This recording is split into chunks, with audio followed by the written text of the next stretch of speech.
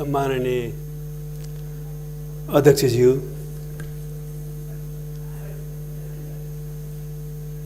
नेपाल सरकारले आफ्नो भूमि लिम्पियाधुरा, लिपुलेक, कालापानी सहितको सम्पूर्ण भूभाग समेटिएको नक्सा प्रकाशित गरिसकेपछि त्यो ऐतिहासिक कार्य सँगसँगै त्यसलाई संविधानमा अनुसूचीमा समेत आवश्यक परिवर्तन र संशोधन गर्नुपर्ने अनिवार्य आवश्यकताको पृष्ठभूमिमा संविधान संशोधनको प्रस्ताव यसअघि नै प्रतिनिधि सभाबाट सम्पूर्ण राजनीतिक पार्टीहरूको सर्वसम्मत निर्णयद्वारा र उपस्थित सबै प्रतिनिधि सभाका सदस्यहरूको समर्थनद्वारा पारित भइसकेको छ। त्यो हाम्रो लागि अत्यन्तै गौरव, प्रसन्नता र उत्साहको विषय हो। आज प्रतिनिधि सभाबाट पारित प्रस्ताव हामी राष्ट्रिय सभामा अहिले दफावार छलफल गरेर पारित गर्ने प्रक्रियामा छौँ। निश्चय पनि यो राष्ट्रिय सभाले उक्त प्रस्तावलाई सर्वसम्मतिद्वारा एक ढिक्को भएर पारित गर्नेछ भन्ने विश्वास लिँदै यो प्रस्तावको म दृढतापूर्वक समर्थन गर्न चाहन्छु। सम्माननीय अध्यक्ष महोदय, हाम्रो देश अहिले यो राष्ट्रिय सार्वभौमिकता र भौगोलिक अखण्डता सम्बन्धित विषयमा एक ढिक्को भएको छ। यो अत्यन्तै प्रसन्नताको कुरा हो।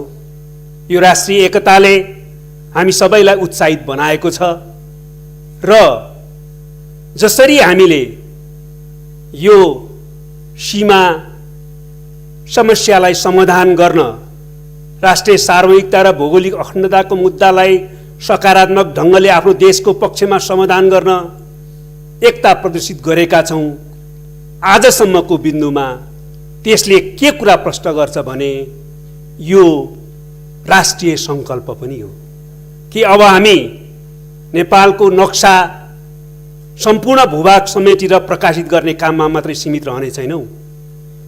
नेपालको नयाँ नक्सा अनुसार नेपालको संविधानमा त्यसलाई आवश्यक ढङ्गले सम्बोधन गर्न संविधान संशोधनमा मात्रै सीमित हुने छैनौँ। यो ऐतिहासिक पहलकदमी हो, तर यो ऐतिहासिक पहलकदमी नेपालको कब्जा गरिएको भूमि, अतिक्रमित भूमि हर हालतमा नेपालमाकोले व्यवहारिक रूपमा पनि प्राप्त गरी छाड्ने बिन्दुसम्म पुग्ने राष्ट्रिय सङ्कल्प अभिव्यक्त भएको छ हाम्रो यो राष्ट्रिय एकतामा। यो राष्ट्रिय एकतालाई, राष्ट्रिय सङ्कल्पलाई सुदृढ गरेर व्यवहारिक रूपमा ती भूमि प्राप्त गर्ने बिन्दुसम्म पुग्नको लागि एकताबद्ध भएर अघि बढ्न म सबैलाई अपिल गर्न चाहन्छु। यही सदनमा मैले केही अगाडि पनि यस विषयमा आफ्नो दृष्टिकोण र धारणा राखेको थिएँ।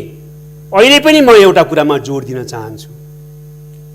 निश्चय पनि जुन बेलामा भारतले, हाम्रै छिमेकी भारतले नेपालको लिम्पियाधुरा, लिपुलेक र कालापानी लगायतका क्षेत्र कब्जा गर्यो अनधिकृत रूपबाट, तत्कालै हामीले प्रतिवाद गर्ने, तत्कालै हामीले त्यो भूमि प्राप्त गर्नलाई आवश्यक कदम चाल्ने काम किन गर्न सकेनौँ भने प्रश्न उठ्नु र त्यसले पीडाबोध हुनु स्वाभाविक हो। त्यस्तै गरी हामी आफैले प्रकाशित गरेको नक्सामा अहिलेसम्म पनि ती भूमि सामेल गर्न किन सकेनौँ भन्ने बारेमा पनि प्रश्न उठ्नु स्वाभाविकै हो र त्यस कारणले यसले के पनि देखाउँछ भने निश्चित रूपमा हाम्रा इतिहासमा केही कमी कमजोरी भए। तर म फेरि जोड दिएर भन्न चाहन्छु सबै राजनीतिक पार्टीका मित्रहरूलाई, सबै इतिहासविदहरूलाई, सबै बुद्धिजीवीहरूलाई, सबै मान्य सांसदहरूलाई कि अहिले यतिखेर हामीले हेर्नुपर्ने मुख्य मुद्दा भनेको यो भूमि भारतले कब्जा गरेको हो, यो भूमि नेपालको हो, यो भूमिलाई हामीले प्राप्त गरिछाड्नुपर्छ। त्यस अनुसार अहिले चालेको कदमहरू ठिक छन्, यो कदमलाई अगाडि बढाएर आफ्नो भूमि प्राप्त गर्ने बिन्दुसम्म जानुपर्छ भन्ने कुरा चाहिँ मा हामी एक ढिक्को छौँ कि छैनौँ, अहिलेको मुख्य कुरा त्यो। त्यसकारण यसमा अहिले हामी एक ढिक्को छौँ। त्यसकारणले म विनम्रतापूर्वक अपिल गर्न चाहन्छु सबैलाई कि यो मुद्दामा हिजो कहाँ कमी कमजोरी कसको भयो भन्ने बारेमा बा राष्ट्रियताका अरू विषयमा पनि कहाँ कति कमी कमजोरी भयो भन्ने बारेमा सन्दर्भवश चर्चा गर्नु एउटा कुरा हो, तर यसैलाई मुद्दा बनाएर अहिले यो मूल मुद्दाबाट ध्यान विकसित गर्ने काम र हामी आफैलाई आरोप प्रत्यारोप गर्ने कामतिर हामी अहिले लाग्नु हुँदैन। अहिले हाम्रो यही राष्ट्रिय एकतालाई कायम गरेर यो मुद्दामा नेपालको आफ्नो जो अभिष्ट छ, आफ्नो अतिक्रमित भूभाग प्राप्त गरी छाड्ने त्यो लक्ष्य पूरा गर्नलाई अभूतपूर्व राष्ट्रिय एकता जो प्रदर्शन भएको छ त्यसलाई अझ सुदृढ गरेर जान जरुरी छ। त्यसको निम्ति म विशेष अनुरोध गर्न चाहन्छु। हो, जसले इतिहासको विभिन्न क्षणहरूमा कालखण्डहरूमा यो सीमा सम्बन्धी मुद्दा बा अरू त्यसै प्रकारका राष्ट्रियतासँग सम्बन्धित मुद्दाहरूमा कमी कमजोरी गरेको छ, उहाँहरूले नै आत्मालोचना गर्नुभयो भने त्यो स्वागतयोग्य नै हुनेछ। तर यति नै बेला त्यही मुद्दालाई पनि सँगसँगै निर्णयको जस्तो मुद्दा बनाएर आरोप प्रत्यारोप चाहिँ नलागौँ, हामी राष्ट्रिय एकतालाई सुदृढ गर्दै अगाडि बढौँ, म यसमा अपिल गर्न चाहन्छु। तेस्रो कुरा मैले आज फेरि जोड दिन चाहन्छु कि हामीले हाम्रो अतिक्रमित भूमि फिर्ता गर्नुपर्छ भन्दा हामीले ऐतिहासिक तथ्य र प्रमाणको आधारमा भनेका छौँ। म त्यसको बारेमा लामो व्याख्यामा अहिले जान चाहन्न, तर तीनटा मात्रै कुरा काफी छ। एउटा 1816 को सुगौली सन्धिले काली नदीदेखि पश्चिमको भूभाग भारतलाई छोड्ने भनेको छ, अरू होइन। र काली नदी लिम्पियाधुरा बग्ने नदी नै त्यो काली नदी हो, आजको महाकाली नदी हो। त्यसकारणले 1816 को सुगौली सन्धिले महाकाली नदी र त्यस पूर्वका सबै भूभागहरू नेपालको हो भन्ने स्पष्ट गर्दछ। त्यो नै हाम्रो अहिलेको नेपालको भूमि निर्धारित गर्ने सन्धि हो, जसको आधारमा त्यो भूभाग नेपालको भन्ने प्रश्न हुन्छ। दोस्रो कुरा म धेरै अरू व्याख्या गर्न चाहन्न। अस्ति मात्रै नोभेम्बर 1919 मा भारतले जुन नक्सा प्रकाशित गर्यो त्यो नक्सामा काली नदी देखाइएको छ र त्यो काली नदी अहिले उहाँले भन्नुभएको लिपुलेक निरको सानो खोला होइन, त्यो काली नदी लिम्पियाधुराबाट बग्ने नदीलाई काली नदी भनेर देखाइएको छ। र त्यो काली नदी भनेर देखाइसकेपछि उहाँहरूले कब्जा गरेको भूमि त नेपालकै हो भन्ने कुरा पुष्टि हुने उहाँहरू आफैले देखिसकेपछि 7 दिन पछाडि उहाँहरूले नक्सामा काली काट्नुभयो। किन काट्नुभयो? काली त त्यही हो, नदी त त्यही छ, तर नदी देखाएर काली भने नाम भने डिलिट गर्नुभयो। त्यसले के प्रश्न गर्छ भने जतिसुकै यताउता गर्न खोजे पनि सुगौली सन्धिले निर्धारित गरेको काली नदी र त्यसको पूर्वको भाग नेपालको हो। तपाईहरुको 1919 नोभेम्बरको नक्साले पनि त्यही कुरा पुष्टि गर्छ। अर्को कुरा म भन्न चाहन्छु,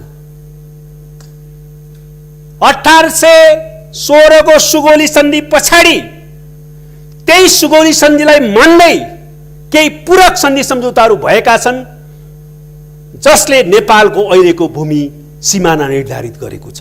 तर म सबैलाई, देशका सबै राजनीतिक पार्टी र सबै देशभक्त जनतालाई पनि भन्न चाहन्छु, बोल्दा ठिक ढङ्गले प्रस्तुत हौँ। आफैलाई कमजोर पार्ने ढङ्गले प्रस्तुत हुनु हुँदैन। तथ्य त्यो होइन।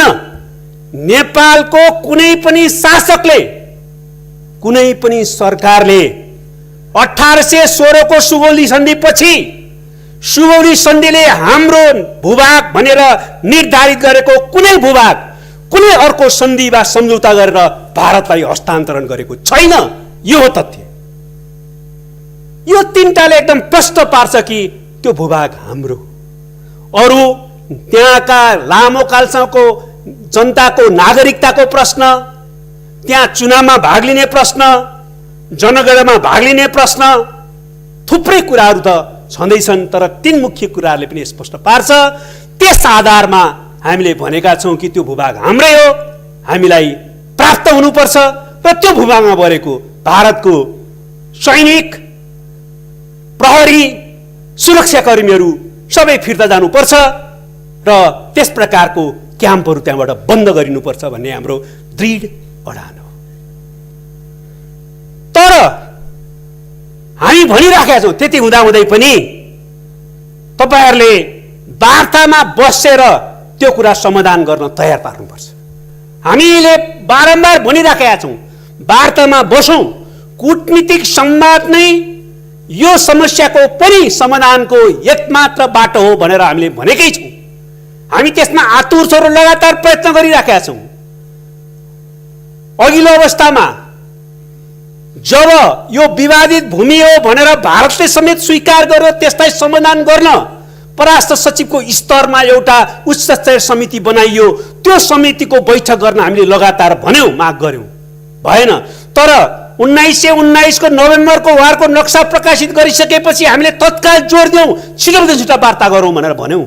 तर उहाँहरूले वार्तामा ध्यान दिनु भएन। र अहिले पनि हामी भन्छौँ, कूटनीतिक संवाद गरौँ, वार्ता गरौँ, ऐतिहासिक तथ्य र प्रमाणको आधारमा त्यसको फैसला गरौँ भनेर हामी भनिराखेका छौँ। हामी त्यसको निम्ति तयार छौँ। अहिले भारतका थुप्रै पूर्व राजदूतहरू जो नेपालकैमा राजदूत भइसकेकाहरू, विभिन्न कूटनीतिक व्यक्तित्वहरूले पनि, राजनीतिक पार्टीका नेताहरूले पनि भनिराख्नु भएको छ, भारतले नेपालले वार्ता गरौँ भन्दा नटेर्नु ठुलो गल्ती हो भनेर भन्नुभएको छ।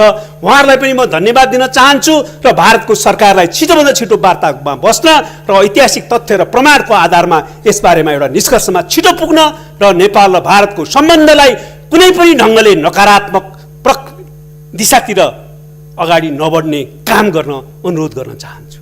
उहाँहरूले नेपालले वार्ता अहिले भाँजो हाले जस्तो कतिपयले कुरा गरिराख्नु भएको छ। म भन्न चाहन्छु, उहाँले आफ्नो संविधान संशोधन गरेर जम्मू काश्मीर र लद्दाखलाई दिएको, विशेष त जम्मू काश्मीरलाई दिएको स्टाटस फेरेर त्यसको आधारमा हामीले नयाँ नक्सा बनाऊ भनेर भन्ने